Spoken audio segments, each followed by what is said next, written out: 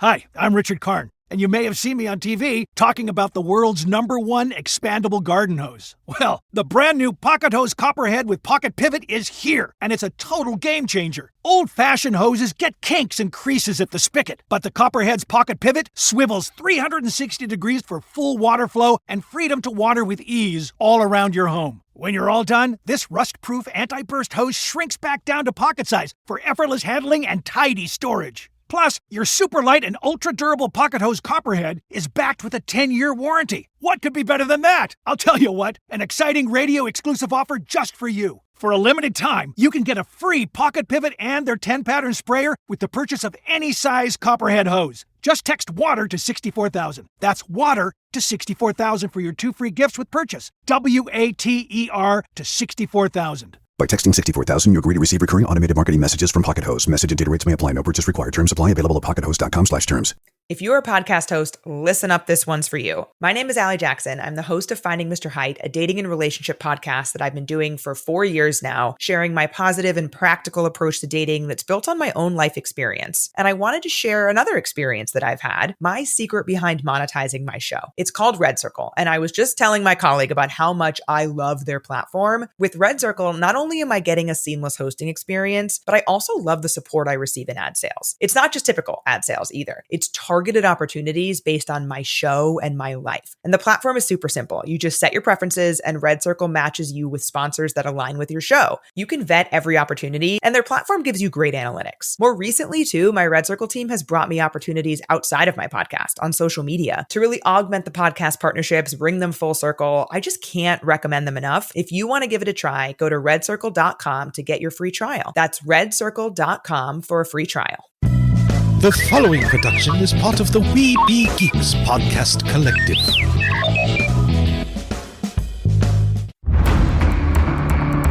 From days long ago, from uncharted regions of the universe, comes a legend. The dream that came through a million years, that lived on through all the tears. It came here, the Fandom Nexus. Fabulous secret powers were revealed to our host as he plugged in his microphone. I have a podcast! Here he is, your Spider-Pan, Jeremy.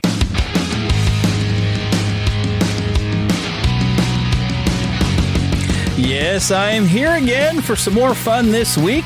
I feel like I've almost fallen into a scheduled pattern where 1 week we release something for the Fandom Nexus and the other week we release something on Watching Movies with My Pastor. So I'm consistent. I'm getting something released every week. It's just not always on the same podcast.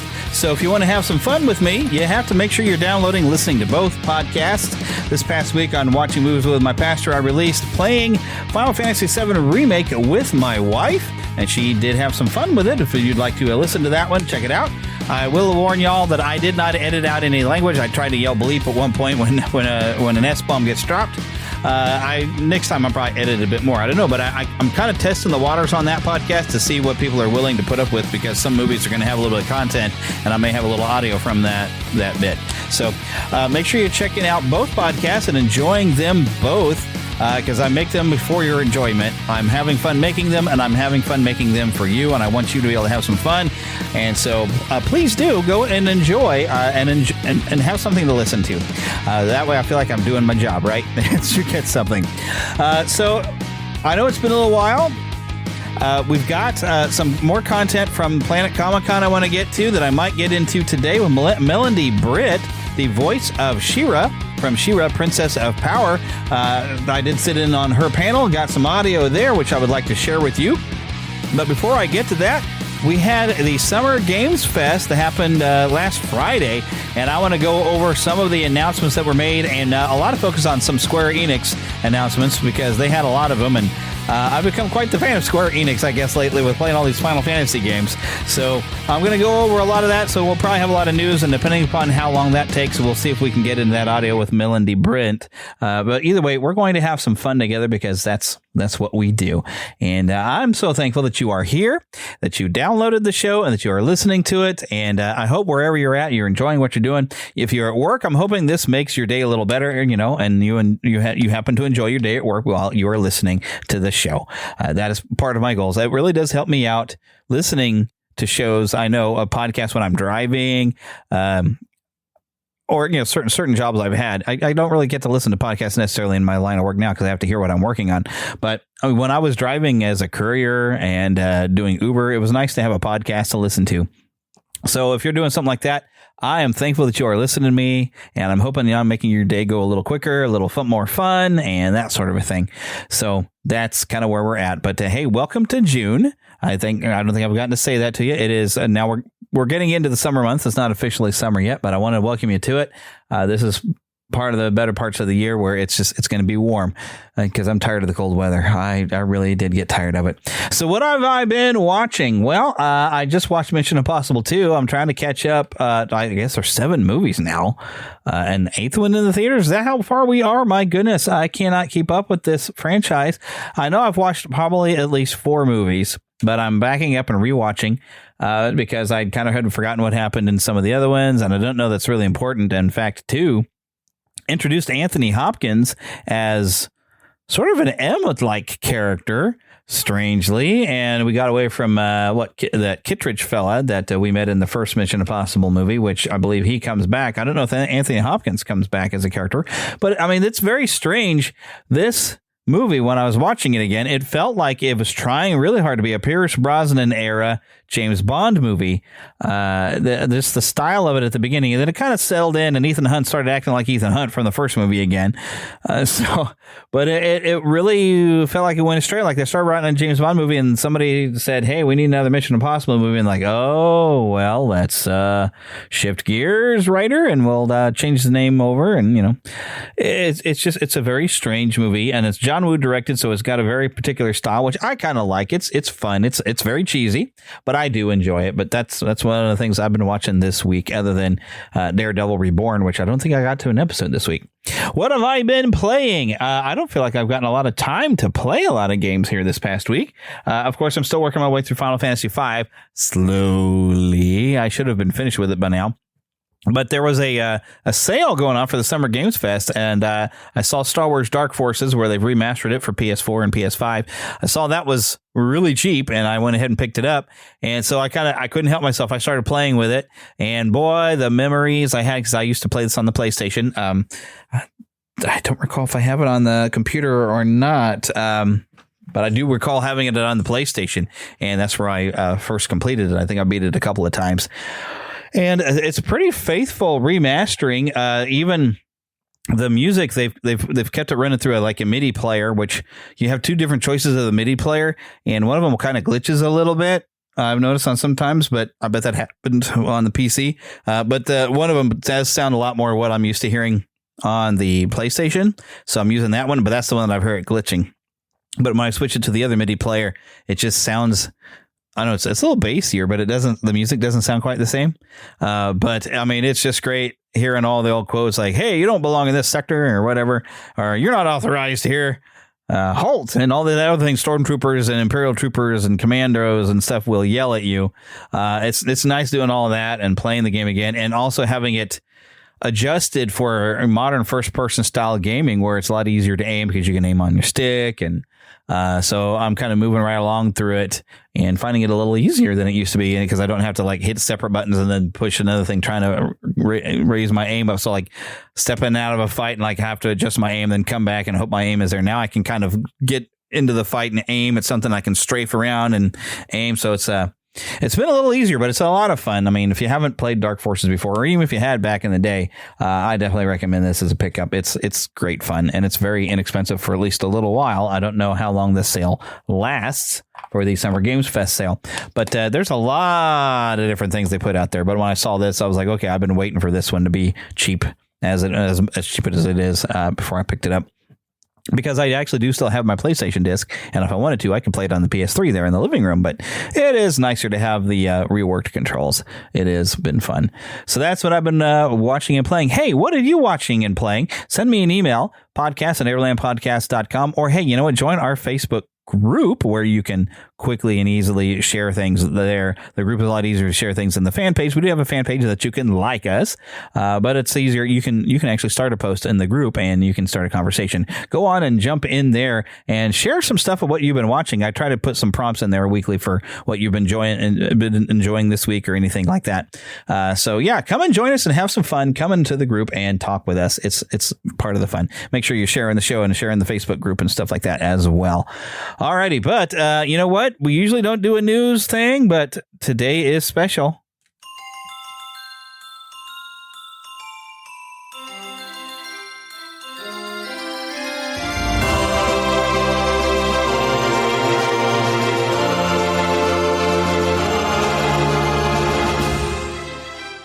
Spanning the Disney and Geek universe to bring you the best in comics, toys, movies, and entertainment. This is news from around Neverland. All right, so the Summer Games Fest. I've got a list from Polygon. I got a few stories off of Polygon's website here that I found some other things I found to be quite interesting. Other than, of course, the release of the Nintendo Switch 2 went off pretty well, I guess, last week, and there were people, of course, who were interested in having it, and so they can go and have their fun. I am not really interested, although there is an article about GameStop will give you up to $175 for your old Switch when you reserve a Switch 2. Well, we're past the point of reserving a Switch 2. Now you can buy it, but $175 doesn't quite cover enough to get the cost of a Switch 2, so not going to be doing that right now. I'm having fun with my PlayStation 5, so I think I'm good. So, but let's go over some of the things that was spoken about or announced during the Summer Games Fest. The biggest one, Resident Evil Requiem, and as the game announcement video came up, and you can find this all on YouTube, the queue of Requiem was kind of making it look like a numeral 9. Now, those who are fans of the series know that the Resident Evil and the subtitles that they're now using for Resident Evil games, I guess they've been doing it since 7, having subtitles. They'll find a way to have like a Roman numerals of what number in the series this would be within the subtitles. This time, for the word Requiem, they just put a regular number 9. So that's been kind of neat. Now, we don't know a whole lot of this. It's supposed to be like a big shift, and we're actually going back into Raccoon City, what's left of it. Expected to launch February 27th, 2026. So it's quite a ways off on PlayStation 5, Windows PC, Xbox Series X. Now, there was talk that we might be seeing Leon and Chris and some other old characters showing up again. We did not get a look at them at all, though, in this little announcement thing. But we see this woman who is an FBI agent who apparently has been doing a lot of study in bioweapons of some sort, which is kind of a focal point, I guess, in the Resident Evil series. And she is sent to investigate something very, very vague. All we know is like, hey, it's the 9th game of the Resident Evil franchise. Those of us who are fans of that franchise, of course, are interested in checking it out. Alrighty, so Like a Dragon, a virtual fighter developer, Ryuga Gotoku. I'm sorry, I'm going to butcher his name. Ryuga Gotoku Studio. He announced Stranger Than Heaven. It's set in the early 20th century. It's coming at least through Sega. I don't have much detail on what systems it will be for because it doesn't say on this little thing here. And I'm not really going to hit buttons on these trailers in here to get any more information than if I haven't watched it previously. Scott Pilgrim X. Scott Pilgrim is back in a video game form in a new project from Tribute Games, the developer behind the beloved beat-em-up Scott Pilgrim vs. the World. This is expected coming out 2026. I do own a copy of Scott Pilgrim vs. the World. I don't think that I've gone through and play it yet. Tribute Games also, they're some of the ones behind the Super Nintendo. Golly, this is Teenage Mutant Ninja Turtles, Shredder's Revenge. That's how I ended up saying Super. I was trying to say Shredder's Revenge. And also there's a Marvel game, which we'll talk about later, that they've been working on, that they did some extra announcements. Mina the Hollower, release date has been announced as October 31st. This is from the Shovel Knight developer, Yacht Club Games, and very neat, stylistic. Lego Voyagers had a reveal trailer. This is from publisher Annapurna Interactive, and this is a 2-player co-op adventure that's all about building spaceships, excitement, and friendships, they say. It's playing, of course, it's Lego, so it's always fun to play with other people. Onimusha, Way of the Sword, which I think we knew was coming if we've been paying attention. This is a sequel to Onimusha, of course, by Capcom. I don't recall that I've played Onimusha at all. Mafia: The Old Country, that's the next thing in the Mafia series. If you watch the trailer for it, apparently there's a bit of a spoiler alert, apparently.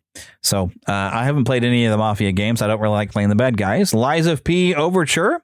We have a launch trailer. It's a Souls-like style game. It's a DLC for the Lies of P. I tried the demo, and I wasn't very good at that kind of thing. The closest thing I've played to something like that was the... not Jedi Survivor. I haven't played that one yet. That's on my list. But what was the one before that? Another Star Wars game. Wow. I completely forgot, but I did play that one, and it was a Souls-like style game, which means the combat can be very, very challenging, and a lot of people really enjoy that. I think I mainly got through that one because it was a Star Wars game, and I wanted to play it. Dying Light, The Beast, which I think this is it's the third game in that series, arrives August 22nd. There we go.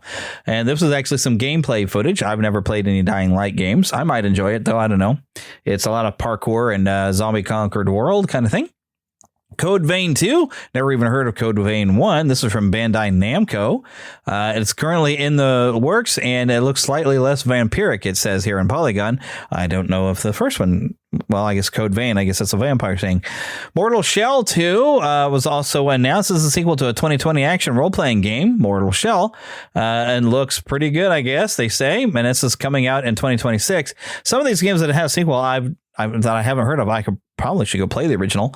We got a sequel to Atomic Heart, which I didn't play, but I had some people say if you liked BioShock, you're probably going to enjoy Atomic Heart. There's some weird sexual themes going on, if this is the one I'm thinking of, though. But I want to check it out, though. But this is from the developer Munfish. It's a sci-fi first-person shooter. This is going to feature a living world rich with possibilities and places, a heavy emphasis on story, role-playing elements, and player freedom. This story unfolds in an alternate history world with events now expanding to a global scale, which I think is kind of what they were doing in the original, the previous game. But I don't know. I don't think it went to the global scale. Munfish also has a separate MMO RPG shooter set in the Atomic Heart universe called The Cube. We also have an intense game that showed up called Ill. It's a story-driven survival horror game that promises intense body horror, grotesque monsters, and relentless fear. I tended to play stuff like that. We got a Sonic Racing Cross Worlds game. This is having some guest stars from Like a Dragon, like Ichiban Kasuga, Joker from Persona 5, which I have that on my list of things to play. I have a copy of that one. Steve from Minecraft. This is supposed to launch on September 25th. I might have to track that out. I'm pretty sure Sonic the Hedgehog has got some racing games already. I've never played any of them, but I think they have some other ones, so this is part of a series, so they're keeping going with that. Nicktoons and the Dice of Destiny had a reveal trailer, so SpongeBob SquarePants is about to get medieval, apparently. This is a universe-spanning mashup that brings iconic Nickelodeon heroes into a world of fantasy-style tropes and real-time RPG action. I don't know that I was really into a lot of the Nicktoons, so I don't know that that's really my thing. End of the Abyss is a sci-fi action RPG from Section 9 Interactive, set to launch in 2026 for pretty much everything, except for it doesn't list the Switch, because, oh god, the Switch 2 just not quite keeping up with the other consoles, is it? Marvel Cosmic Invasion. This is also from Tribute Games. This is a superhero-themed beat-em-up. They've announced a couple extra characters, Rocket Raccoon and She-Hulk. I would kind of like to have regular Hulk if we can get to. I mean, I like She-Hulk just fine, but regular Hulk would be great.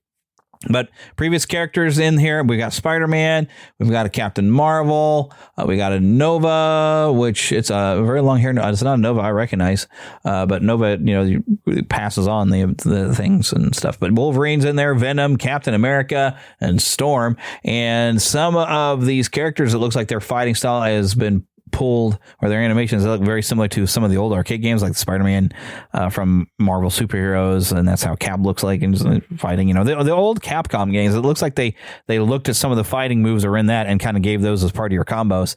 I am pretty excited for that one. I'm not sure exactly when this game comes out, but I'm looking forward to it. Wu-Tang.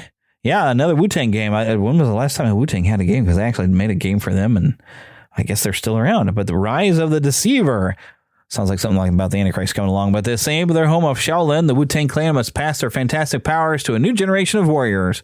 This is from developer Brass Line Entertainment. So, I know there was another Wu-Tang Clan somewhere. Chrono Odyssey. This is from Cacao Games. It's an action-packed MMORPG. Now, this one's weird. Muppets-inspired boxing. Felt. Get it? Felt boxing. And looking at the image of that, it looks like you've got almost like puppets. Yeah. And this plays off Jeff Kiley's love of puppets. So it's puppets that appear to be boxing. You know, it's weird enough. I think I'm going to play it. Out of Words, this one is a co-op platform adventure about the doubt and confusion that comes with communicating first-time love. According to its creators, Out of Words is coming to PS5, Windows PC via the Epic Games Store, and Xbox Series in 2026. Infinitesimals, I guess that's how you say this. This is a grounded style adventure, grounded scale, which grounded I think is where you were shrunk down. I didn't play that one. Looked kind of neat though. I need to play it sometime. You'll play Captain Ocney in his search for a new home for his people in Infinitesimals from Cubit Studios. This is coming via the Epic Game Store in 2026. Hitman World of Assassination is going to have a Lashif level from Casino Royale. You know, he's the bad guy. Mads Mikkelsen played him, and Mads Mikkelsen is reprising the role from Casino Royale, a James Bond movie. Now, the interesting thing about this is announced about the same time, but I think like a day before, IOI, who's been making these Hitman games, has announced that they have a James Bond game in the works, which really fits with the style of game that Hitman is. So a James Bond game played kind of like that sounds pretty cool with, you know, a few extra gadgets. And it's supposed to be like an early, very young James Bond, like he's still like a Navy commander and he's working his way to get his 007 moniker or number. He's, you know, but there's probably, I think, a double knot that's double knot, you know, from Beverly Hillbillies. They don't double knot spy. I think somebody in there has betrayed MI6. It seems to be a part of the story. It's lied of something. I forgot the name of it. But and I don't have it on this list here, but pretty excited to check that one out. Wildgate has an open beta launching July 22nd. It's a first-person shooter from Dreamhaven and developer Moonshot Games. Arc Raiders from Embark Studios, long awaited. It's coming out October 30th. And a virtual reality Deadpool thing, which we're not going to talk a whole lot about because holy cow, is that ever going to be raunchy as heck. There's some other sort of video game news. SAG-AFTRA there's been a strike amongst the video game voice actors. This strike actually began like July 26, 2024. So it's almost been a year. And they're almost apparently though close to some sort of an agreement. So there's a tentative agreement with various gaming studios and publishers.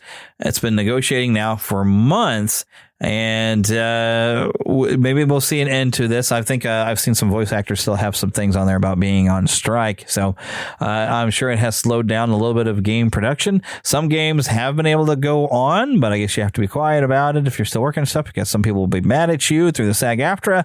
You know, it's a big complicated thing. I'm not sure what all it was that they were after. But it is expected the terms of a strike suspension agreement will be finalized with employers soon, according to a press release. Until such agreement is reached, however, SAG-AFTRA members will remain on strike against these employers.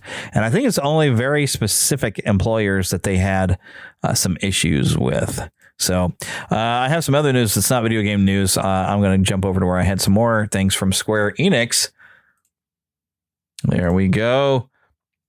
So Square Enix had announced 2 all-new game tie-in books for Final Fantasy 16 that is going to arrive in 2026. A Logos World of Final Fantasy 16 coming over in English. This is This uncovers the secrets of Valisthea and its inhabitants in an expansive compilation, written from perspective of Valasthian scholar and hideaway lordsman Harpocrates II, Hyperboreos. This compendium will take readers on an exclusive deep dive into Final Fantasy XVI's rich lore. So it might be interesting. I did enjoy that game. There's also an art book, the English version. A lot of these get released in Japan, and then you have to wait for an English version. I'm still waiting for a compendium for Final Fantasy VII Rebirth, or they call it like the Material Ultimatum. I have 2 of them for Remake, and it has some stuff that you will find in Rebirth, but they did apparently release some sort of book from Rebirth in Japan, but we don't have anything yet in the States in English, and so I'm waiting on that one because I would like to pick up that book because I enjoyed going through these other ones. Xbox is going to get Final Fantasy 16 and Final Fantasy 7 Remake, which I didn't realize they hadn't gotten. I mean, it's been on PC, but now we're finally getting it over officially onto an Xbox. Of course, we know that these are coming to the Switch too. I haven't heard anything about Final Fantasy 16 coming to the Switch too, but I would think it might be on the way. It's possible, but probably not. So 16 was a pretty good game. Killer Inn was something they talked about at the Summer Games Fest. This is a thrilling game of life or death, and Killer Inn players will be put with their social deduction skills to the ultimate test as they unravel secrets, form alliances, and survive the night. Eager players can sign up now for upcoming closed beta tests on Steam. I don't know if this is coming to PlayStation. I would hope so. This is going to have some dynamic social deduction. Lambs must work together to scour the castle for resources and investigate clues from slain players to deduce and hunt down the killer while also seeking their escape. Meanwhile, wolves must put on a convincing show to gain trust, all while covering their tracks and continuing their killing spree until there are no lambs left alive. So apparently you have lambs and you have wolves, and so you're all set against each other and you're trying to figure out who is who. And so you've got 24 players. They're all invited to a mysterious castle by a shadowy organization known as Astra. You're competing to win unfathomable riches. They will be randomly and secretly assigned one of 2 roles. Wolves, whose mission is to hunt and kill the lambs, who must fight back and survive the mayhem or escape the castle. Players must use every weapon, tool, and clue in their arsenal to survive and win. With the killers hiding in plain sight, players will need to question everything, even their closest allies. By the end of the night, all players must kill or be killed or escape the madness. Sounds pretty interesting. I would probably just get slaughtered by other people on a computer. Kids are better at that than I am, and I'm not a kid anymore. We have the Neverland vow of never growing up, but I am 48 years old now, so. Okay, Final Fantasy Tactics: The Invalis Chronicles. That's an enhanced version of Legendary RPG. It's coming to all major platforms September 30th. I never got to play any Final Fantasy Tactics, but I guess this is a collection of all the games, from what I'm understanding. So this includes enhanced and classic versions of the game. Enhanced version features modern upgrades and quality of life changes, including fully voiced characters, a ground-up graphical overhaul, and an updated user interface to make Final Fantasy Tactics: The Invalis Chronicles the perfect entry point to the tactical RPG classic for new players. The classic version is a nostalgic recreation of the game developed for players who want to experience the original Final Fantasy Tactics from 1997. So I don't know how many games in the Tactics series there were, but I guess it's similar to that. And I heard something about Cloud and Aerith actually make appearances in this. So yeah, here it is. Cody Christian and Brianna White are back playing as Cloud and Flower Peddler, which I've seen some images of the old game that was kind of a little side thing. Ben Starr is voicing a character, of course, because Ben Starr is now popping up in everything that they do, and he's a lot of fun. That guy, he's a talented actor, and he's just very charismatic. Also, Dragon Quest 1 and 2 HD 2D remake. I do have one Dragon Quest game that I went ahead and bought because I found it cheap. I think it's like the 10th one or something. And I was like, okay, I've never played any of these. Let me try this out. But we are going to get in Japan, May 27th, 1986, I guess when the original was. And about October 30th, 2025, we're about to get this remake of 1 and 2. Oh, and I guess there is also 3 coming. That's going to be on Nintendo Switch 2, on the regular Switch, PlayStation 5, Xbox, PC, via Steam, and of course the Microsoft Store on Windows. Digital pre-orders have already started on this one. So this would be something I probably would be interested in checking out. With the remake, I wonder, though, do we have some voices going on here? Because, yeah, 1 and 2, remake standard edition physical game. There's going to be character Monster Blocks complete set. An outstanding outfit kit with some extra games for the remake. some digital wallpapers, some pre-order bonuses. Players who own the full Erdrick trilogy can unlock a dog suit to wear in Dragon Quest 1 and a cat suit to wear in Dragon Quest 2. To continue the DQ Day celebration, Dragon Quest 3 Remake can now be purchased for 25% off for a limited time. Does that mean you can order all of these? I don't know, but I'm kind of interested in checking that out just because if I like the one that I was looking at now, I might be interested in that. But it looks like we've only been going for about 27 minutes, so let's take a quick break and hear from some of our sponsors. If you happen to not be one of our Red Circle exclusive members or Patreon members, you'll hear an ad. Oh, before we get to the ad, let me just say James Gunn actually did say something in Entertainment Weekly that Wonder Woman is a separate thing from the upcoming HBO series Paradise Island, which centers on the Amazons of Themyscira, but he has acknowledged the series is slow moving and it's moving, but we are working on a Wonder Woman movie. We also hear something about a Supergirl Woman of Tomorrow starring Millie Alcock, which is supposed to premiere June 2026. And a Batman film inspired by Grant Morrison's Batman and Son story is also expected. But we do have a Wonder Woman film apparently looking to come around. Of course, previously we had Gal Gadot working with Patty Jenkins, and they had a Wonder Woman 3 that got canceled because that second one was really not any good. The first one, I loved it. The second one was not good at all. There is some more DC films, but let me go ahead and real quick and tell you about W before we break for some ads here. W, of course, you'll find at neverlandpodcast.com. You'll find a big W logo. You click that there, or if you go to w.gg, use the discount code Neverland. If you need to get you something to drink that's going to give you some energy that will not give you the jitters, this is what you need. You need some drink powder from W. You just mix it in some water. It's got some healthy vitamins and stuff like that to give you some real energy and not the jitters. That is W. Lots of flavors to choose from, even some cups and things that you can get. And of course, if you go and you'll be doing me a favor, if you order it with my discount code, they'll give me a little something for it. So go and check that out. But now let's take a quick break and we'll come right back with hearing from Melendy Britt. He-Man and the Masters of the Universe will be back right after these messages.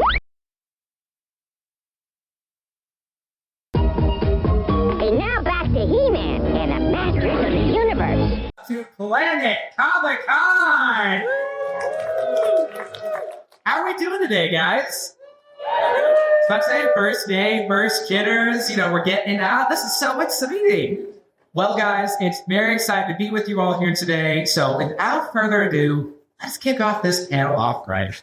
Joining us at the stage, please help me welcome actress, voice actress, and princess of power. Give it up for Melendy Britt.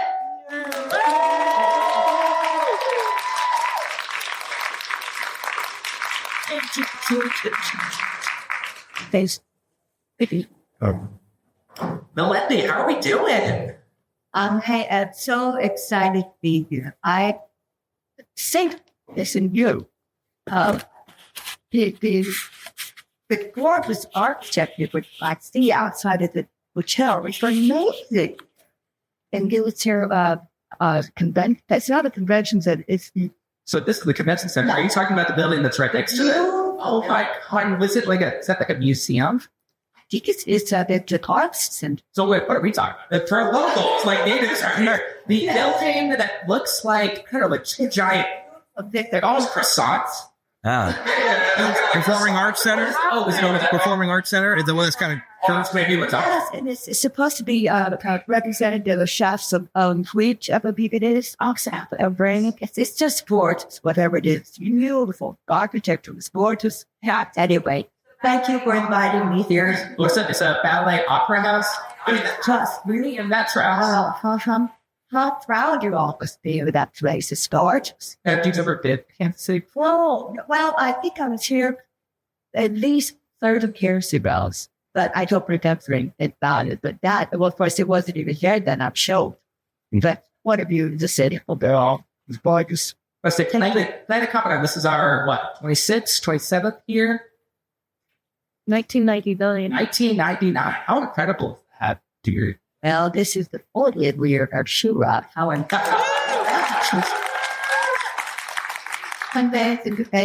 So kind of getting to that, before we get too carried away there, guys, ladies and gentlemen, this show is not just for you guys. You guys can be a part of it. Since we have a little more of an intimate setting here in this panel room, if you guys would like to either line up in this middle aisle or just raise your hand, we can do our very best to spot you. And you guys can feel free to ask your questions for Melendy Britt. So, after the 40th year of She-Ra, when you were cast as the titular character, did you have any fear that this character would be as beloved as she ended up being? Well, beloved, yes, but not for as long. I remember back in the was in the 80s, and I had done the job of local television actress, and then I had started doing voiceovers because we were, as an actor, you kind of just like a wheel. You just kind of felt the fiddle through all kinds of things because they're part of your own creation. And I knew She-Ra was going to be special. I worked with Filmation before. I did, I think I had done Snow White Christmas with Queen, and then I went Flash Time with Morgan or after She-Ra. But here's the interesting story about how I got the role. Back in the day, you would go to your agency, and there would be sent a script, and so everybody would audition. And they were on these big reel things, really back up there. And then they would send all those tapes to the producers. And then you were to basically hire. Well, that was different. Yes, we knocked the script. And I was called in again, which was highly unusual, to the producer. And that was Bill Scheinberg. And I thought, it's good. And I thought, well, it's because it's a series that's going to be the first anime female superhero. There was one woman, now an anime superhero. So I went there, and Lou was very serious, talking to me about She-Ra and how important she was and what it meant to be She-Ra. And it really kind of made me sit up and think. And I thought, okay. And then I could hear it. And then just last year, I found out Erica Shine was so shy to stop.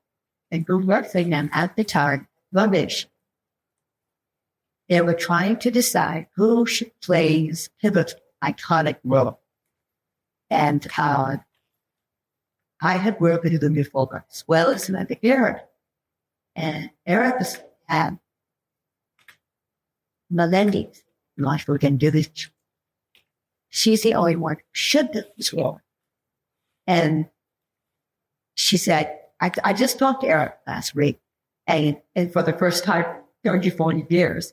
And she said that my dad was so upset that I went against his first choice. So she said, I almost lost my job from it. She said, no, then he finally realized that I was the one who should be doing She-Ra, and Linda would be doing and Buchanan as the other character.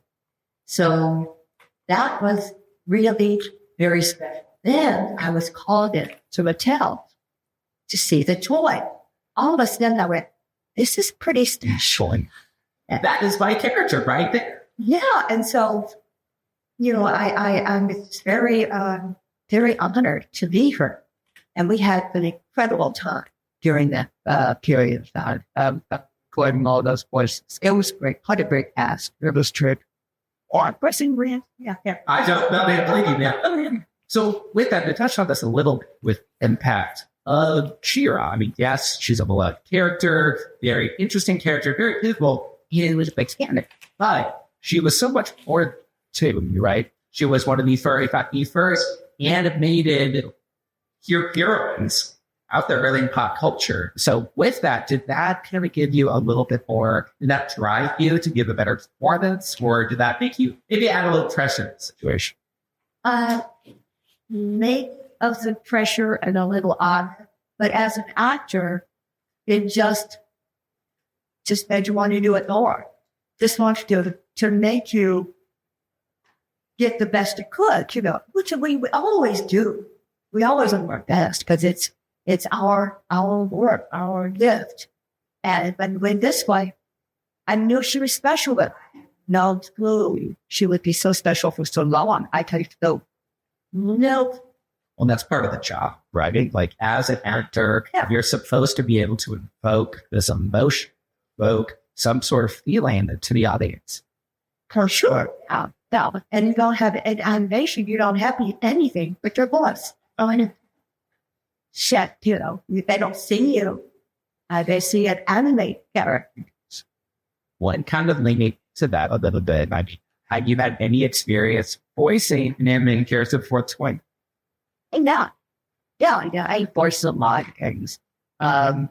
There's so many. Yeah, there were a lot. There's a lot of minor characters. So, the foxes, squirrel, all kinds of things. And then some, I guess, a plastic man, I was doing a click penny at cheese. And then on Dolly's, I don't have a resume. Somebody pulled on the IMDb. Oh, yeah, in that world, Batman at Catwoman did that. And then, as I say, did a Snow White, Christmas, and others too, and classic. But that's all. So, probably I did want to ask, was Chopin's always plan growing up, or did something happen, I think, later on in life that kind of shot in your memories? Like, oh, this is what I was. Well, when I was a little girl, I think we should always listen to our children as to what they want to be. I wanted to be embarrassed at the same. It's really fun. So, as it turned out, Shira helped heal the hearts of many, and also was a voice. So, a very important voice, not necessarily singer, voice for talent. Anyway, but when I was 13, no, first. Yeah, no, 12. When I was 12, my girlfriend's mother was about to take her daughter to a play art. And so I said, oh, can I come with you? Yeah. I said, okay. So she said, why don't you do this? I said, okay. So I went up there and I got the part. And it was part of Young Guinevere. So it came on Guinevere. So after the performances, kids would come backstage and they would look at me as if I was really right here, princess of that beat. And I was like, that was really incredible. So then, strangely enough, I decided there was a show, a live show, when I was growing up in Texas. And I was, better tired. And in that show, they used to like, so they had milk in real bottle caps. And on your tops of the bottle caps is carnation milk. They were called Looney Bucks. You could save these bucks and go to this television station, local television station, and they would have you could give it to this, and then you would get a prize, and you would go to prize had that within auction. Or if it was your birthday, then you put gift cards. You had to get this tree that as many pinches or quarters or whatever it was there. So I thought, I want to do that. And so I had just turned 12. I said, well, I'm just turning 12. And so I said it was my birthday. And so I went in and did my name tag. You got it. And so I was leaving the studio. The man, Bert, his name was Uncle Bert. He was the moderator. And he said, excuse me, little lady. Yes, sir? Yes, sir. He said, my car, I found out. How old are you? Because I said, I'm really 12 and I hung up. And he said, it's okay. He said, it's okay. By the way. You let it fly. Yeah. By the way, what do you tell me? I'm like, what? He said, yeah. Dude, what do you do? I said, I've been singing. So he said, come back. Dad says, okay. And sing for us. So I'm, okay. So I told my mom, we went over there and I said, Tammy, this saw Tam. And sure enough, they hired me to be the girl who would tell about the prizes. And so I live show, I'd stand behind this counter with all these prizes on each ever would, God show the prizes. And it's hard. So it said, what do prizes worth? So that's how my career started. And then when I was 14, they said, you want to be the co-hostess of a teen time party, like American Dance Band? Oh, yeah. And I said, yeah. And that was it, what started. And then I started hearing plays. And it was a gift from the heaven. And then I was singing in something and then thought out weird. That's the way it happened. Everything I did was just kind of a destiny, strangely enough. So you mentioned, like, at that point, you start getting more and more roles. Yeah. And you even start getting small on-screen roles. What's your first on the screen? The first on-screen role was in a movie because a man saw me and I'm as a bodyguard, an agent. And she said, I think you should cut it to Hollywood. You really want to put up other all of these just chins and counters. He had this shove and he said, I think you should come to, you better come down because I was 24. He said, you're getting old. I swear there's not much getting about Hollywood. You're getting, yes, red hope. So I said, okay. So we really moved to Hollywood. I had 2 children, 2 babies. And we came to Hollywood. And the first role was in a movie called The Lawyer. Yeah, it's called The Lawyer, I believe. Interesting one. Did somebody say, thank you so much. Agree with that advice. Was Sidney Fury with that one? Excellent. Because I messaged you, right? Great. I saw what your name was on there. Oh, I like it. Let's go ahead. Marty Newman, Harold Grell. Right. But anyway, you're supposed to go. I'm thinking this, I can put it down. It was supposed to come out. And that time, you did not do, if you wanted this film, you didn't do television. You didn't do everything. Yes, was very specialized because there was a hierarchy of us.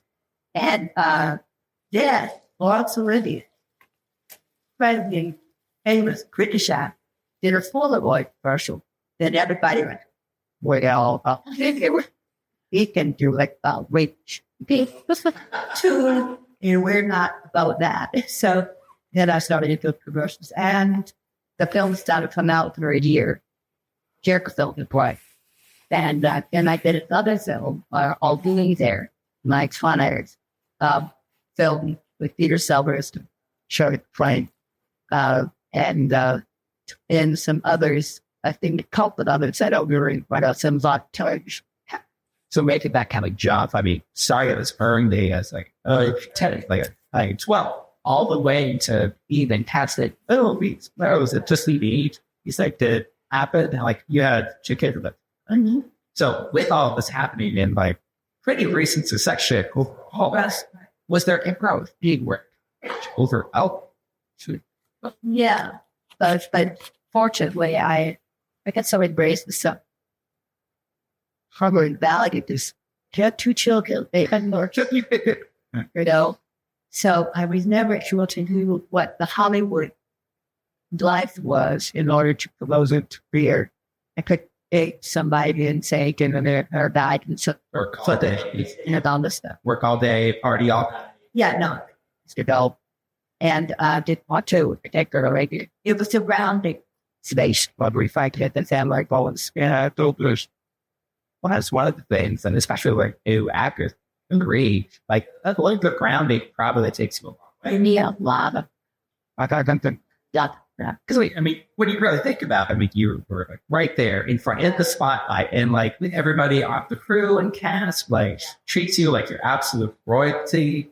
Having that little bit of touch point there to kind of make sure you're stay grounded, stay humble. Yeah, so I think I recognized, even though you would talk about treat it like was, I recognized that it was a group act. I've been very grateful that I didn't have to worry about myself. Never worried about how I looked. All I had to worry about was my part in depth. Which is and to be really honest, that's the most exciting thing about it, to be part of this. That's the best. Well, and you see at the end of these episodes, the end of these movies, like these long, just see me laugh. And everyone goes beautiful. Very important. Like, yeah, you even see like best boy or an assistant to so-and-so. And like, I've always think something like, what is that role? So it really does take village for it. Increasingly to get village. So going back a little bit to She-Ra, so you had on screen, front of cameras work for She-Ra and other characters that you would voice, and in their essence, you are mainly utilizing your voice. Now, this has come to a little bit more spotlight recently. Voice actors having a little more time in the limelight, and the people that support it, sound engineers, directors. Was it very much the case when you started voicing She-Ra that people were kind of like not really looking at the impact that some of the other supporting roles played at production? And just to what you mean, that then again, another wonder that we were able to do with Dalmatian, because it was a small, good company, as most of the television done back then or animated things were done with the old cats, like the wolves. Everyone we did not know. I've done, of course, the video gigs too. You go in and you get a character just saying that touch. And when we get She-Ra, with the content, everyone, we would have a script. All of us sit around the table and we would read through the script and get all the laughs out. Because working with those guys was hysterical. And Alan in particular, by the way, he wishes he could meet this day. And he said, I have to tell her, I can't say it's a family name. I have to tell her I'm not able to come because he had the moment that the morning. And doing that, if this were yes, but he was so sad and got you disappointed. So he really loved you all with us, the laughing victim. So I want you to go ahead. Good.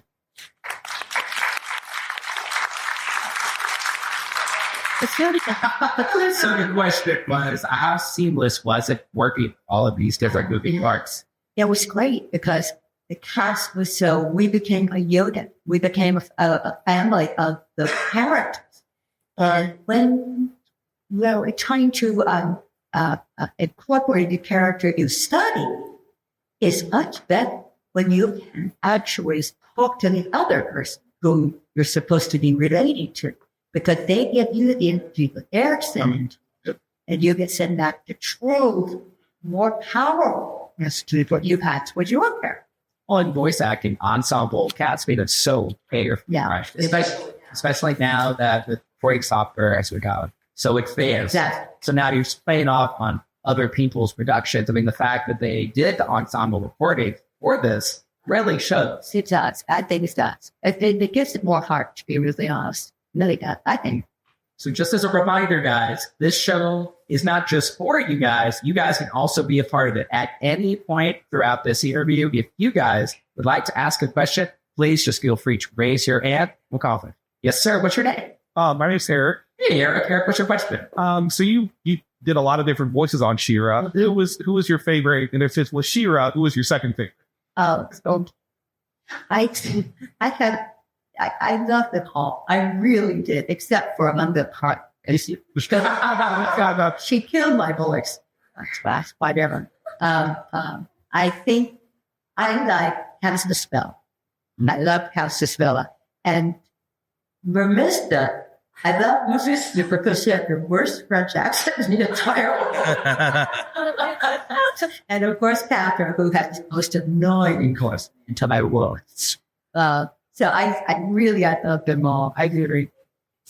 Great question. Yes. What's your name? Brenna. Hey, Brenna. Brenna, what's your question? Lifetime fan. I wanted to say, I still have my She-Ra doll, and my mom made me a She-Ra costume for Halloween that I wear every year until I get split the seams. But Catwoman, did you audition for that, or did they have their eye on you already for that? For the Batman series? Yeah. What was your casting process like for that? Back then? Yeah. The same thing. You had It was on like real film. It's a true real thing.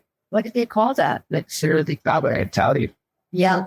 And we would do an audition, and they would send a tape of everybody to the producers, and the producers would choose, and they chose which was really nice. Yeah. It's all the bad rate part. Yeah. Hi, My name is RJ. Hey, okay. I was wondering, what did you think of the ink shear that you bought recently? I haven't got to see it. All your thoughts? Well, a lot of people have asked about this, and to me, it's not true.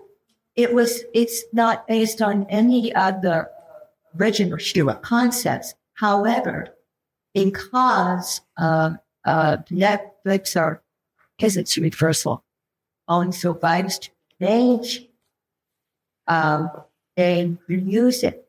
I wish they had called to something else because it's not the series. And then I think, yeah, like I get back in this like these, but they get some story. Why? Exactly, and it would stand on its own. I guess why wish you'd named it something else. Did they get any Why my thing contact you even as character reference? Oh no. Yeah. No, I say they wanted it to be theirs. That's why I wish they Bruce Banner. If it would have stood on its own, or would ever get, wanted to. But with She-Ra being such a beloved franchise, like I mean, I can understand at least how that's great. That's going to be why I just did it for the power. No artistic integrity. Yes, sir. All the way to that. Hi. Oh, I am so sorry. Yes, ma'am. Oh, what's your name? And Hannah, sorry, the actor we have for the. Like a man, sorry tonight. Neil, what's your question?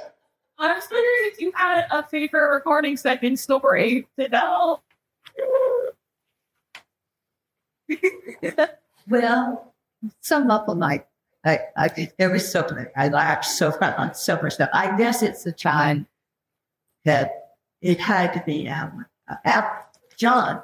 I loved him for so many reasons. John never just asked. But I loved him for so many reasons. Fighting parts were when Alan would start ad libbing.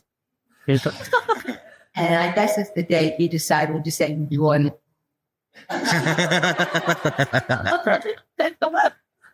Yes, sir. What's your name? Brandon. Hey, Brandon. What's your question? So I grew up with 5 girl cousins, and they won't be here today. But if they were here today, they would say thank you very, very much for those very memories of Kirkland Ground. So just I can about the girl cousins. I did want to ask you one fun question, maybe one serious question, Kel. A fun question. You have a favorite piece of She-Ra memorabilia at home that is like in a personal altar or anything like that? It's on. Well, honestly, I love a She-Ra doll. I have a She-Ra for an original She-Ra doll, an original cast of spells, an original Swiftwind, and we're an other one. I didn't do it. They're all played. Yeah, I didn't realize that they would be showering. Isaac's what he's right. Yeah, so it's the more thoughtful question. Sometimes performers, when they're known like one defining role or primary defining role, they can have like mixed thoughts, experiences, feelings about that as they move through life. So can you maybe talk about your version of that? Again, I love that question because it's something I thought about. And so that somebody asked me at another convention, what role would you have liked to play in your life here that you had not thought to play?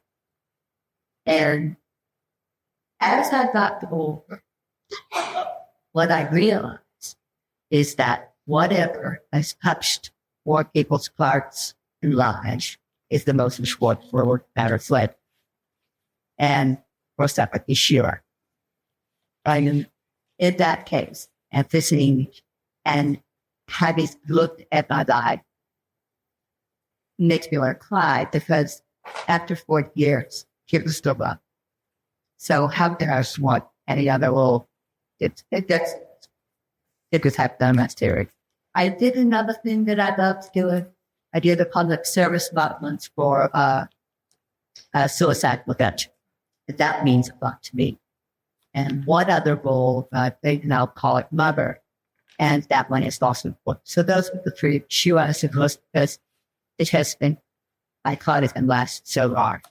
Well, you know, out here to see, in fact, massive multiple generations of hands out. You'll see people older cosplay. You'll see people 3 to 4 years old, probably just becoming cognitive of what it takes to watch a show, dressing up as She-Ra. It's an incredible character. It really is. It's really an amazing gift. Truly a gift. Took 10-year-old gift to me.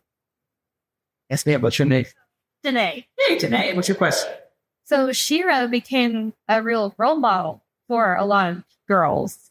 How do you feel about being such an impact on so many females, especially back in the 80s? Well, I always have to remember it's not me, She-Ra, that came to She-Ra. And for me, I was going through a very rough time when we were recording She-Ra. And to have to say all those positive, reinforced values was very helpful for me.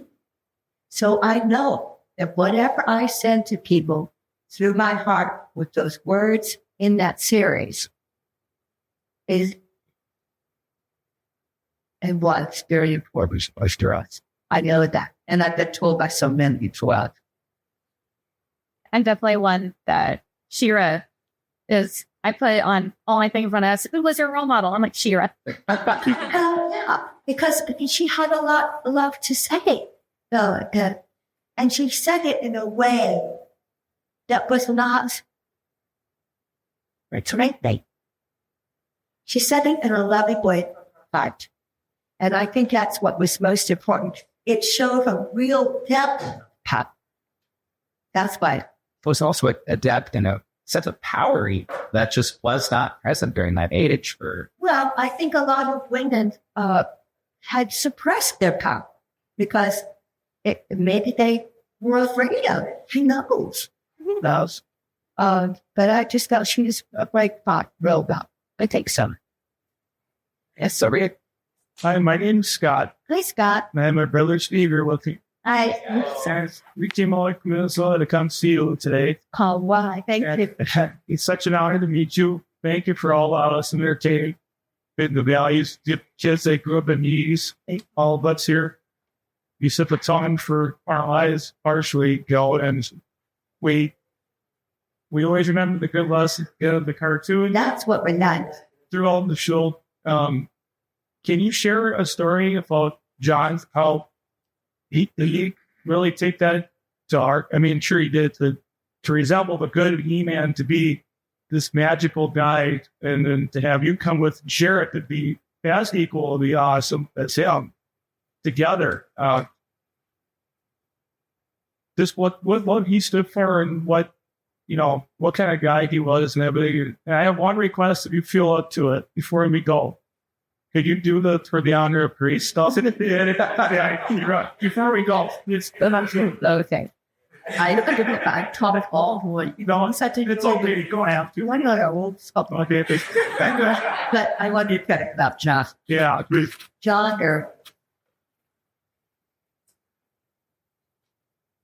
I don't know if he could have met every one of me, as many as I met, as many as out. I think we might be able to understand what his voice and what he said has meant to so many people. He was a very, very private man.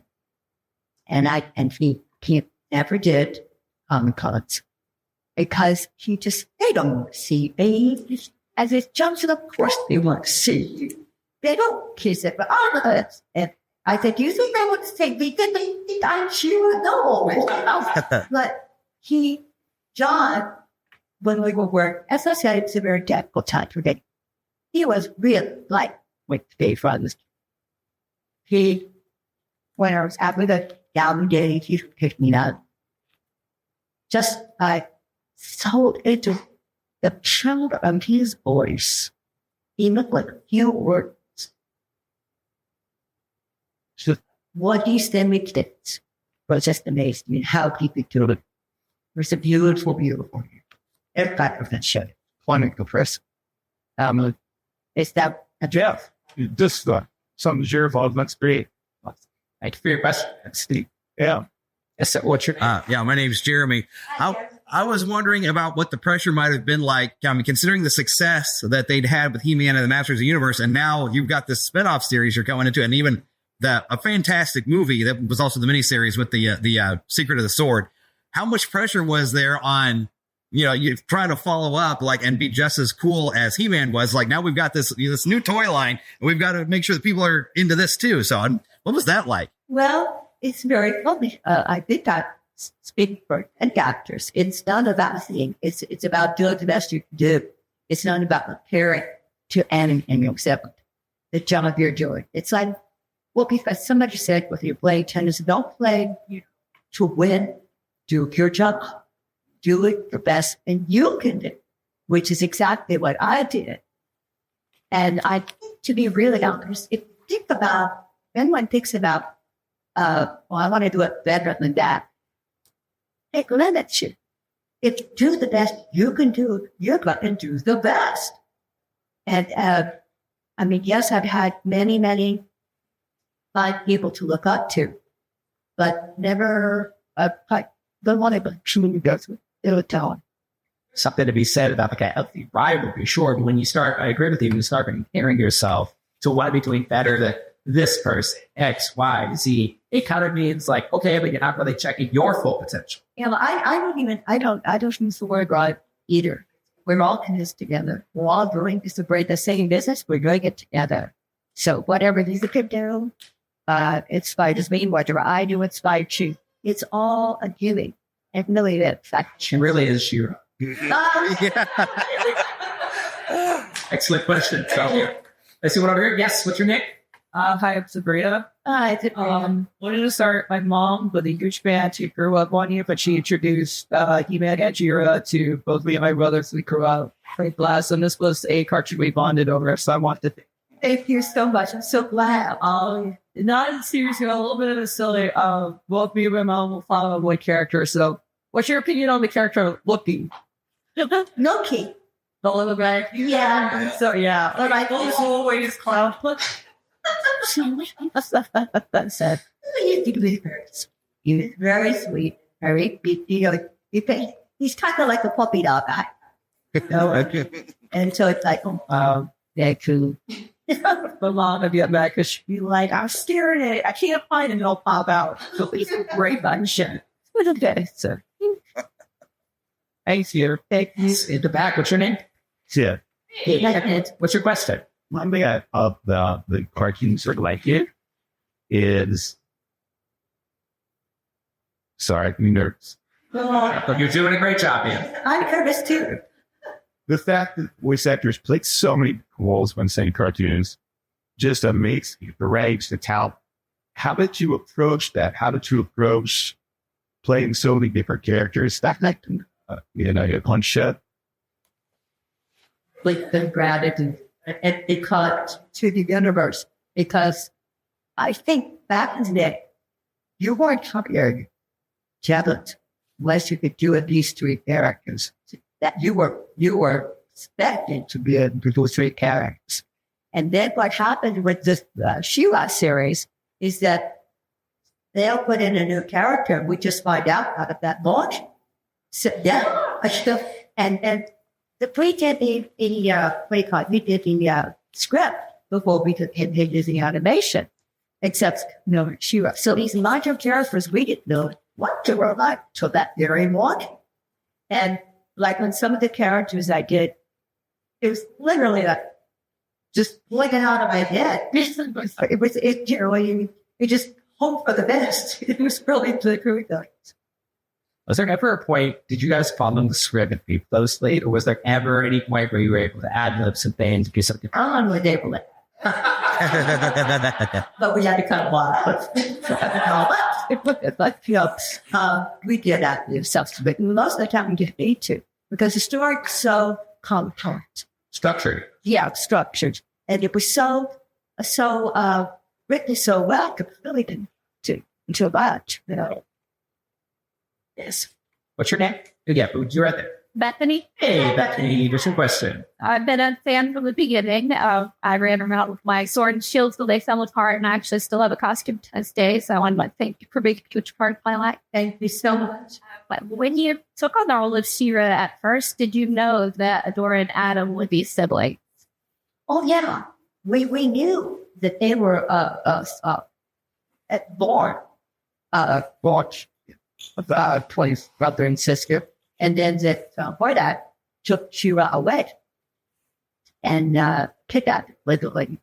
So when they were brought back together, that's actually one of my favorite episodes when we were really like so like that. Yeah. Show me if I don't answer the questions.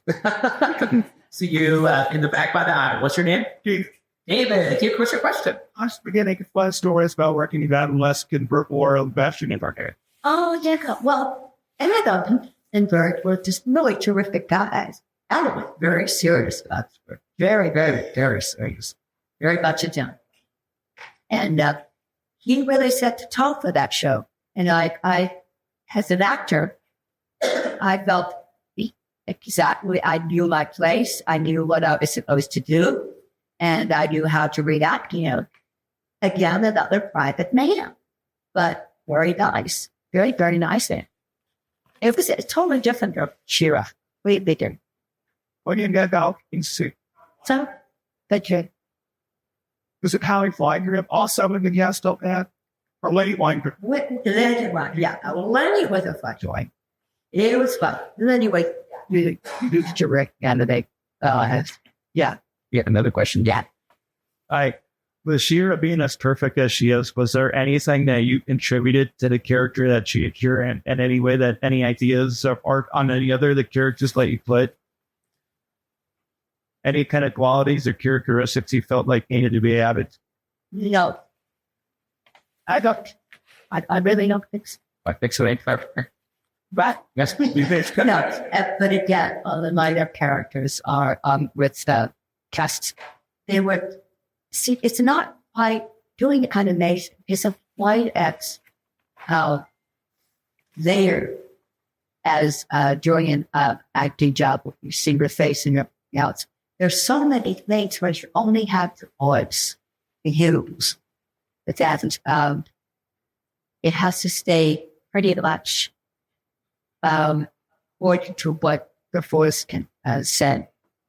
You have different things like it's in me, then I can move you. You have to do all kinds of things, which probably sometimes you do when your voice, but it has to come to his on that's a little different to it on camera. So we talked a lot about the impact of She-Ra, also the fact that she was a role model. So many people, especially women that age. I was curious though, as the individual literally breathed life to this character, what are some of your favorite aspects of She-Ra? I think the favorite aspects of She-Ra, not to be equal, because it's like saying, which is your favorite part of the body? You know, making your favorite men. Yeah, picking your favorite finger, feeling, favorite art, and they all went together. That's what made She-Ra. The fact that she could win that without killing, picking base, and that she had such wit, and that she would come against that she had from half the product enemies. For instance, in the episode, "My Friend, My Enemy," I believe it is. She was asked by somebody, "Why are you crying at work? That's where that is supposed to be dead." And she said, "Because if I don't, no one else will help." Well, he would get bad, So those are the kind of things, this kind of otherworld passion for humanity. Pretty much, I think, negative delighted. Trace of the author. Yeah, that's what I'm saying is that I'm not She-Ra. I've learned it. just as nuggets. So I did have one last question before we wrap things up. Now, we as Planet Comicon are here for a whole host of reasons, whether it's just meet our favorite celebrities, buy some cool stuff over at the Better Hall. I want to see your friend. But there's a lot of people here that are actually here to act or to learn from some of the industry grades from the leaders. So I was curious to ask you, as somebody who's worked in industry for many years, for somebody who might want to take the lead and to pursue their dream of acting, what are some tips that you might tell them that make you wish you them start? I thought, for me, you can go. I think one of the most important things to do as an actor to learn to be to go to an acting class. And it's no longer voiceover, it's voice, even in commercials. So, but the truth is, as children, first of all, don't lose a child within you. Because as children, we do that constantly. They do that constantly. They observe constantly, and they take it in, whether they let you know or not. They take for everything. And so if you're going to peel back some layers of your grown-up self that is killed those, that is what's so important. It's just, to me, yes, and instinctive. So let your instincts guide you and your feelings about it. And then the part of it's just a competitive business. We still have to do it if it's your passion. That's the best thing. Do it if it's your passion, and it will guide. And again, then you have to get. But now that everybody has studios at home, and we put on the telephone, you can send things to agents. I don't know about what it is here at Kansas City. If there are agencies here, I know about that. It's better to speak to people specific where they live about how into. But go with your instincts about creating characters and watching it. Well, that's the beautiful thing about having technologically advanced assets now. It's because you can for, granted, a little bit of investment to get some better equipment, but you do have access to some of the equipment that was first kind of the barriers are a lot inspired. Yeah, it was perfect. And in fact, finding people where they live, finding people that can get your foot to the door. And we now have the entire library of Alexandria into the pocket of our box. And again, an admin class, if you figure that the network, find out how are they doing? How are you doing? Okay. I mean, you just have to learn that into this. It's just like hiring a job, any kind of job. Well, it's been said, find where their jobs are. It's been said before that, sure, you need to be good at what you do. Yeah. You also need to easy work. And another quote I heard someone is, when they were looking for me, or when they were looking for someone, they weren't necessarily looking for me. So you got to show them you. It be you. That's what you do. Ladies and gentlemen, to me. Think one more. You want me to do one thing for you? So actually, I have a fun idea. So we are going to be doing a stage selfie here in just a couple of seconds. Would we want to say that as the cheese? I don't know if I can. But whatever it is, I have to start it and see if I can do it. I've been talking all morning. Okay. Do we want to try to get this out? Let's do it. All right. I could. I am Etheria, He-Man's twin sister and defender of the Crystal Castle. None of the secrets were revealed to me the day I held aloft my sword and said, "For the honor of Grayskull, I am Zero!" Well, ladies and gentlemen, Melendy Britt!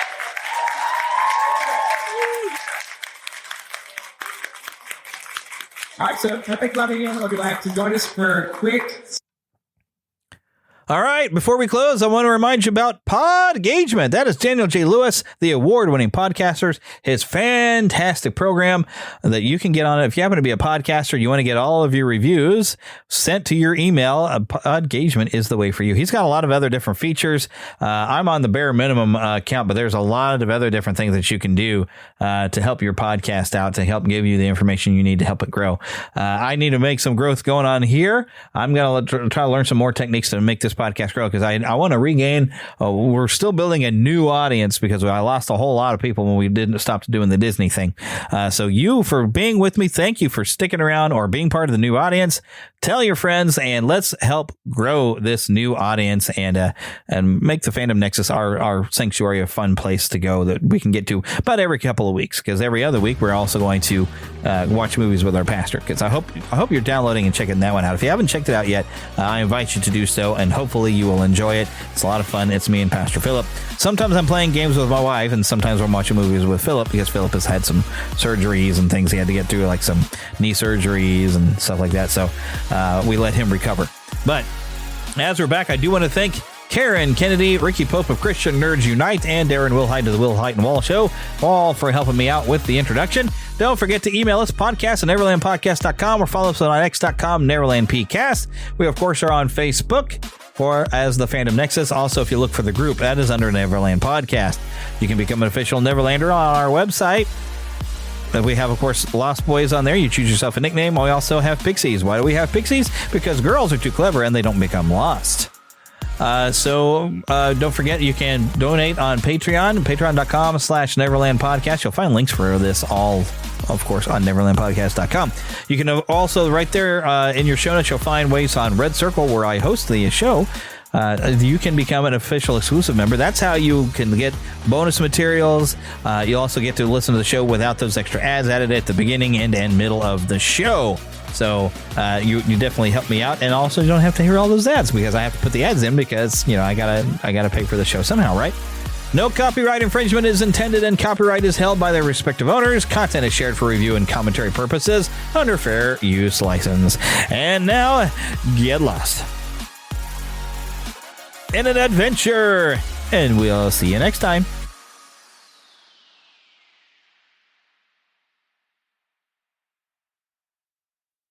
If you're a podcast host, listen up, this one's for you. My name is Allie Jackson. I'm the host of Finding Mr. Height, a dating and relationship podcast that I've been doing for 4 years now, sharing my positive and practical approach to dating that's built on my own life experience. And I wanted to share another experience that I've had, my secret behind monetizing my show. It's called Red Circle, and I was just telling my colleague about how much I love their platform. With Red Circle, not only am I getting a seamless hosting experience, but I also love the support I receive in ad sales. It's not just typical ad sales either. It's targeted opportunities based on my show and my life. And the platform is super simple. You just set your preferences, and Red Circle matches you with sponsors that align with your show. You can vet every opportunity, and their platform gives you great analytics. More recently, too, my Red Circle team has brought me opportunities outside of my podcast on social media to really augment the podcast partnerships, bring them full circle. I just can't recommend them enough. If you want to give it a try, go to redcircle.com to get your free trial. That's redcircle.com for a free trial.